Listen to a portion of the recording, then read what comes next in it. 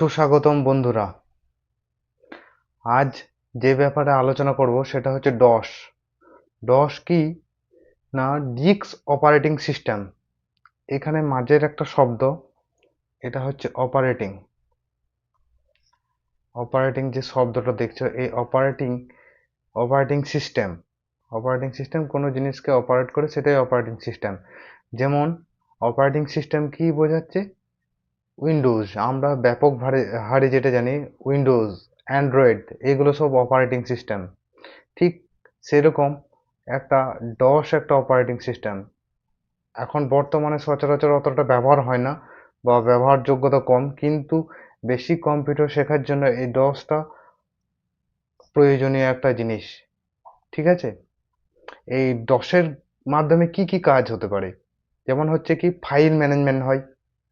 ঠিক আছে, আর হচ্ছে ফাইলগুলোর সাইজ সাইজগুলো দেখা যায়, বা সেই ফাইলের অ্যালোকেশন করা যায় বিভিন্ন জায়গায়। ঠিক আছে, আর তাছাড়াও কি, হার্ডওয়্যার কন্ট্রোল করা যায়। ঠিক আছে, এই ডসটা হচ্ছে, যেমন হচ্ছে এখন যে উইন্ডোজ যেগুলো আছে, উইন্ডোজ ওএস গুলো যেগুলো আছে, সেগুলো হচ্ছে গ্রাফিক্যাল ইন্টারফেসের মাধ্যমে। যেমন হচ্ছে কি, এখানে ক্লিক করছি, এখানে ক্লিক করলাম, এখানে এখানে ব্রাশ শো করছে। ঠিক আছে, বা এখানে ক্লিক করলাম, এখানে ইরেজার শো করছে। ঠিক আছে, এটা একটা গ্রাফিক্যাল রিপ্রেজেন্টেশন আছে, সেগুলো ক্লিক করে আমরা সেই অনুযায়ী কাজ করছি। ঠিক আছে, কিন্তু তখন কি ছিল, ডসের মাধ্যমে কি হয়, আমরা লিখে লিখে কোনো জিনিস, কোনো কাজ করব। ঠিক আছে, আচ্ছা, এর ফিচার্স কি কি আছে? অনেক ফিচার্স আছে, তার মধ্যে কয়েকটা সাধারণ ফিচার্স জেনে নিই। এক নাম্বার হচ্ছে কি, এটা আগেই বললাম যে এটা টেক্সট বেস, মানে লিখে লিখে কাজটা করতে হয়, লিখে লিখে ওএসটা ব্যবহার করতে হয় বা ইউজ করতে হয়। আর একটা কি, যেমন হচ্ছে নেটওয়ার্ক সাপোর্ট করে না।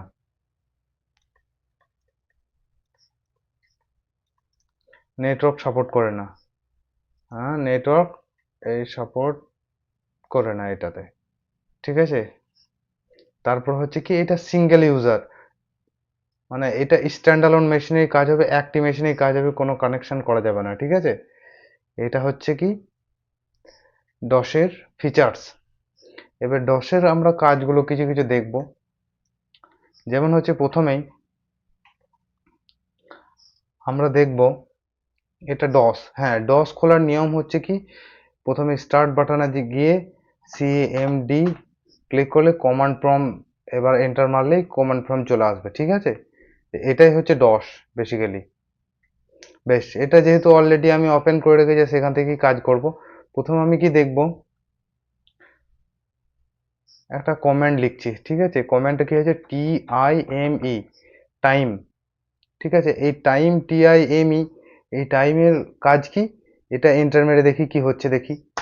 টাইমের কাজ হচ্ছে, এখন কারেন্ট টাইমটা দেখাচ্ছে। ঠিক আছে, 23:49 মিনিট 25 সেকেন্ড 95 মিলি সেকেন্ড।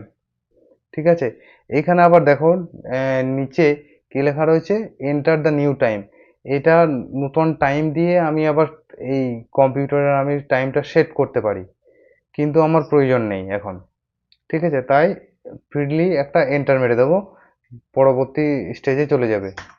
ঠিক আছে, নর্মাল অবস্থায় চলে এলো আগের মতো। তাহলে টাইমের কাজ কি হচ্ছে, টাইম দেখাচ্ছে আর নতুন টাইম সেট করা যাবে। ঠিক আছে, এটা থেকে এবার আসছে আমার কি, ডেট, DATE, ডেট। ডেটে এন্টার মারলাম, ঠিক আগের মতোই হলো, টাইমের মতো। এখানে কি, দ্য কারেন্ট ডেট ইজ 3/5/2026। আবার কি দিচ্ছে, এন্টার দ্য নিউ ডেট। এই ফরমেশন কি ফরমেশন হবে সেটাও বলে দিচ্ছে আর কি। ঠিক আছে, DDMMYY এই ফরমেশন অনুযায়ী হবে। এবার আমার ডেটও পরিবর্তন করার প্রয়োজন নেই, সেহেতু আমি এন্টার মেরে দেবো নর্মাল। ঠিক আছে, এবার এই দেখো, এখানে দুটো জিনিস দেখালো, টাইম আর ডেট। এবার হচ্ছে স্ক্রিনগুলো, আমরা যখন বহু কাজ করব এই ডস প্রম্পটের মাধ্যমে, তখন আমার কি, এখানে ডিসপ্লেটা ব্লকেজ হবে বা দেখে খারাপ লাগবে, কাজ করতে অসুবিধা হবে। তখন আমরা একটা কমেন্ট লিখব, CLS, মানে হচ্ছে কি ক্লিয়ার স্ক্রিন, সেটা সিএলএস মেরে এন্টার মারবো, দেখো সব মুছে গেল। ঠিক আছে, এখন কি দেখা গেল, টাইম, ডেট, তারপর সিএলএস, এই তিনটে মারলাম, তিনটে দেখলাম। তারপর আর একটা ব্যাপার দেখবো, ডিআইআর, এই ডিআইআর মারলাম। ডিআর যেহেতু মারলাম সেহেতু সঙ্গে সঙ্গে একটা খুলে গেল, অনেক কিছু লেখা এলো। কি হলো, এই যে ডি ড্রাইভের ডসের আন্ডারে যে কি কি ফাইলগুলো আছে সেই ফাইলগুলো আমার শো করছে এখানে। কি দুটো ফাইল আছে, চারটা ড্রাইভ আছে দেখাচ্ছে এটা। ঠিক আছে, এই ডিআইআর মারলে এই কাজটা হয়। এবার আমি ফোল্ডারটা খুলে নিলাম, এখানে এই ফোল্ডারের মধ্যে দেখাচ্ছে। ঠিক আছে, এই ফোল্ডারটা আমি দেখাচ্ছি।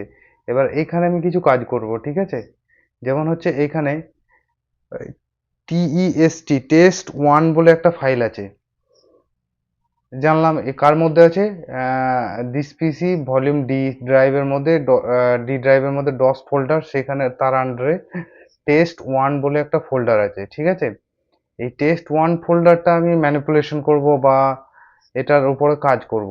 কিভাবে কাজ করব সেটা দেখি এবার। এখানে আবার ডস প্রম্পটে চলে এলাম। এখানে দেখো নতুন একটা কাজ করব, ডিইএল স্পেস দিলাম, দেখো ভালো করে, ডিইএল স্পেস, তারপর ফাইলটার নাম কি, টিইএসটি ওয়ান ওয়ান ডট, ফাইলের এক্সটেনশন নেমটা লিখছি টিএক্সটি দিলাম। এবার এন্টার মেরে দেখছি, এন্টার মেরে এটা এক্সিকিউট হয়ে গেল। এবার আমি ফোল্ডারে চেক করে দেখি রয়েছে কিনা, দেখো নেই, ফাইলটা চলে গেছে। ঠিক আছে,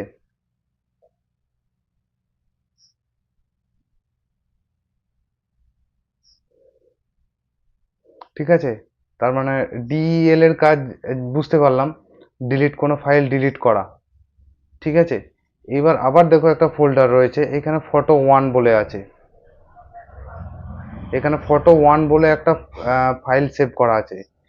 এটার এটার উপর আমি কাজ করব, একটা নতুন একটা কাজ করব। দেখা যাক কি করি এবার। একটা হচ্ছে REN। ঠিক আছে, এটার কাজ কি হবে, যে ফাইলের নামটা চেঞ্জ হবে। ঠিক আছে, আমি কি করতে চলেছি, এই যে ফটো ওয়ান যে নামটা রয়েছে এই ফাইলটার, এই ছবিটার যে নাম আছে ফটো ওয়ান, সেই নামটা আমি চেঞ্জ করব ডসের মাধ্যমে।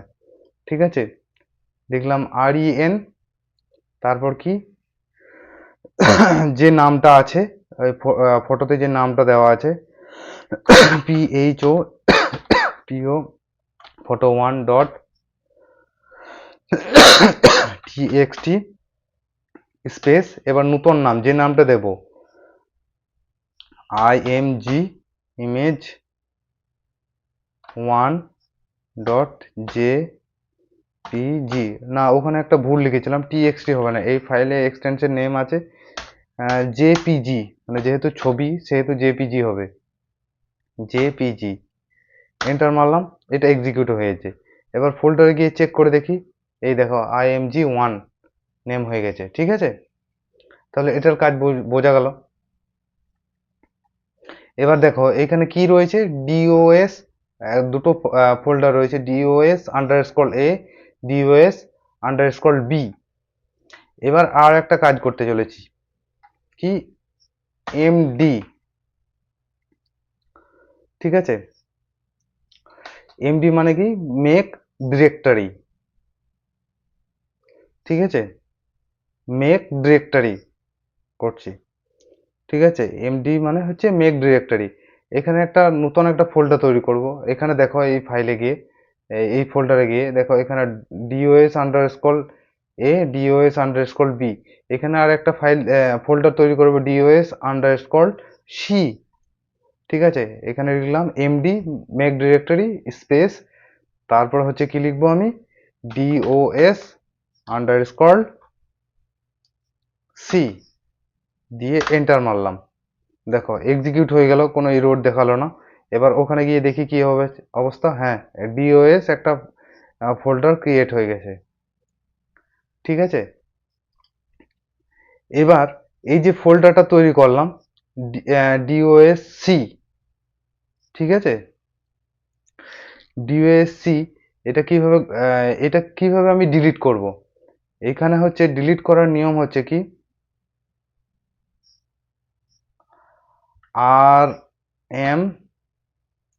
RMDIR, RMDIR, তারপর স্পেস দিয়ে ফোল্ডারের নেম DOS_C, এন্টার মারলাম, এক্সিকিউট হয়ে গেল। এখনই ফাইলটা ছিল, দেখি এখানে রয়েছে কিনা, এখান থেকে আউট হয়ে গেছে, তার মানে এটা ডিলিট হয়ে গেল। এবার দেখি এখানে কি রয়েছে, DOS_A, DOS_B। এবার আর একটা হচ্ছে একটা এক্সটেনশন, একটা কোড মারছি CD, মানে হচ্ছে কি চেঞ্জিং ডিরেক্টরি, এটা মারলাম, সিডি মারলাম। ওখানে কটা ফোল্ডার ছিল, দুটো ফোল্ডার, এখন সিটা তৈরি করলাম, আবার ডিলিটও করে দিলাম। ঠিক আছে, এখন আছে কি DOS_A, DOS_B, ঠিক আছে। এবার আমি কি সিডি করে DOS_A করলাম। দেখো কি হলো, আগে শুধুমাত্র ডি কোলন ব্যাকস্ল্যাশ DOS_A, মানে ওই ফোল্ডারের ভিতরে ঢুকে গেল DOS_A এর ভিতরে, ঠিক আছে। এবার কি এইখানে এই DOS_A এর ভিতরে ঢুকে গেল, ঠিক আছে। এবার এই DOS_A এর থেকে বেরিয়ে যাওয়ার জন্য কি ব্যবহার করব, CD ডট ডট, এটা থেকে বেরিয়ে গেলে আবার বেরিয়ে যাবে এখানে, ঠিক আছে। আবার এ থেকে CD ডট ডট আবার যদি মারা হয়, একবারে ডি ড্রাইভে চলে যাবে। এখন আমরা ডসের ভিতরে ঢুকে, এই ডস ফোল্ডারের ভিতরে ঢুকেই আমি কাজ করব, সেহেতু আমি ওইটাই লিখতেছি, আবার ঢুকে যাচ্ছি ওই ডসের ভিতরে, CD DOS, ঠিক আছে। এর ভিতরে, ডসের ভিতরে ঢুকে গেলাম। এবার এবার একটা খুব ইম্পর্ট্যান্ট একটা কাজ করব, ঠিক আছে, যেটার জন্য এত কিছু করা, বা যখন এই গ্রাফিক্যাল বেস ইন্টারফেস ছিল না আর কি, মানে উইন্ডোজ ছিল না গ্রাফিক্যাল বেস, তখন আমরা এই ডসের মাধ্যমে লিখতাম, ঠিক আছে। তখন সেই লেখালেখি ব্যাপারটা কিভাবে করব সেটা এবার জেনে নিই। তার কোডটা কি হচ্ছে, COPY, কপিকন, ঠিক আছে। কপিকনের পরে কি লিখবো, একটা ফাইল নেম দেবো, যেমন হচ্ছে test_1 ডট txt টা হচ্ছে এক্সটেনশন নেম, ঠিক আছে। একটা ফাইল তৈরি হবে, এখানে দেখো কি ফাইল রয়েছে, ডসের ভিতরে দুটো ফোল্ডার আছে, একটা ইমেজ আছে, ঠিক আছে। আমি এন্টার মারছি, একটা ফাইল হয়তো তৈরি হবে, বা লেখার পর, না না, এটা সেভ করার পর তখন ফাইলটা তৈরি হবে। এইখানে একটা কিছু লিখি,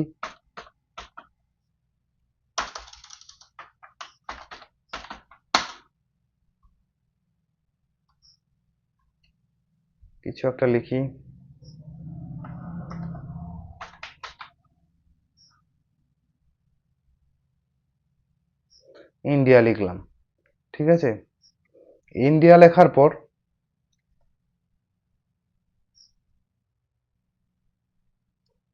এন্টার মেরে আবার ইন্ডিয়া লিখলাম, কয়েকটা ইন্ডিয়া লিখলাম, India, INDIA, India.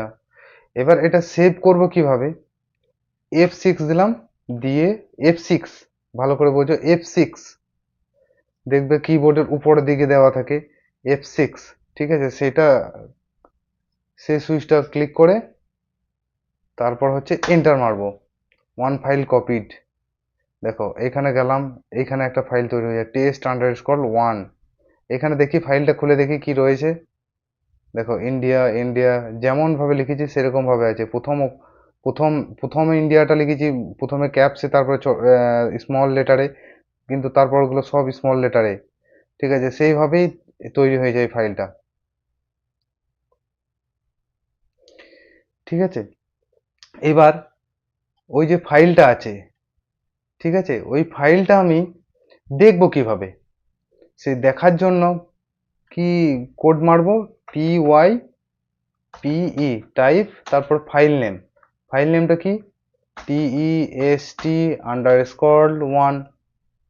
Dot txt, ঠিক আছে।